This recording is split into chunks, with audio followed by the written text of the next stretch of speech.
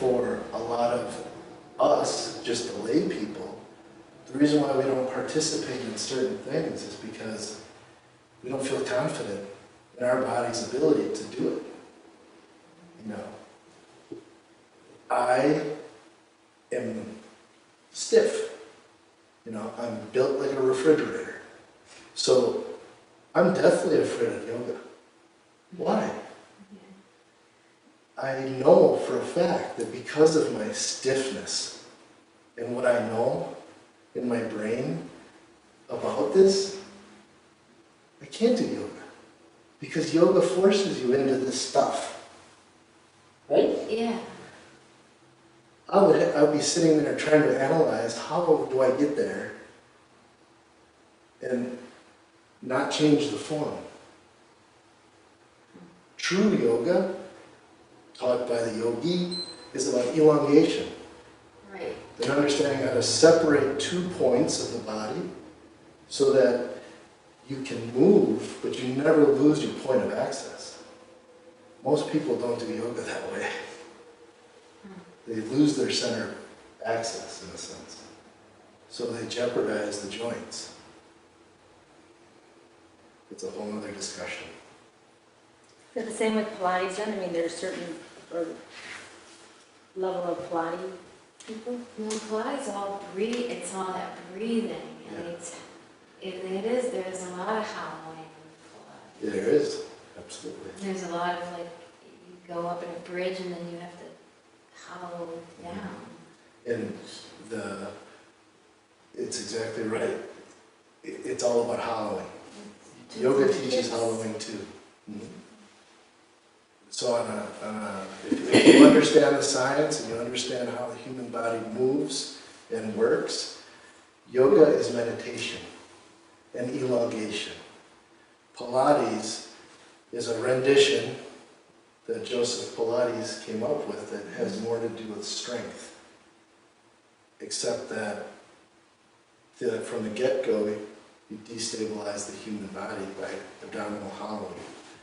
So when I have people go into Pilates or yoga, they usually go in with this core training or this abdominal bracing.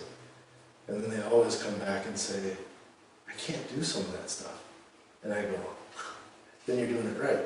Mm-hmm. You know, I send people into it because of the breathing, because of the control of the diaphragm, which is important.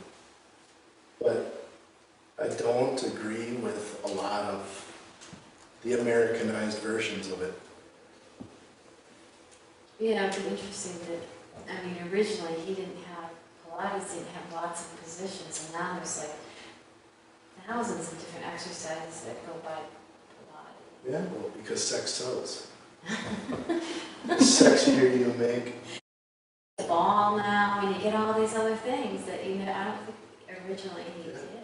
I mean, there's balls in here, and I have wobble boards and rocker boards in there, but rarely will you see me use them.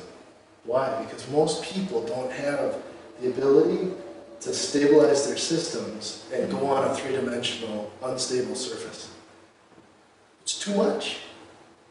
It's a circuit. In Europe, they call it circus-like. Mm-hmm. And it's because Americans need that next thing, you know, to sell, in order to make it marketable. Well, it's not getting good at something, it's just... But we're notoriously ADD. Yeah. You know, we need stimulus constantly. Yeah. And when it comes to this stuff, when it comes to fitness, I guess that's my biggest point, is that this is the guts of it. And if you understand it, you can be pretty wicked in whatever you want to do. You know, most of the folks that I deal with, when you have a snowstorm, if they've kind of been under my study with core or abdominal bracing, they can snow shovel, and they don't have to come lay on my table and get worked out because they blew their backs out, because they're doing it the right way. They're using their hips and their legs. They have nothing happening at the spine level.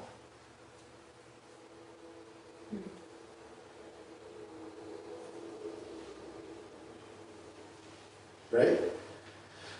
All right? That's it. Quick and easy. Simple.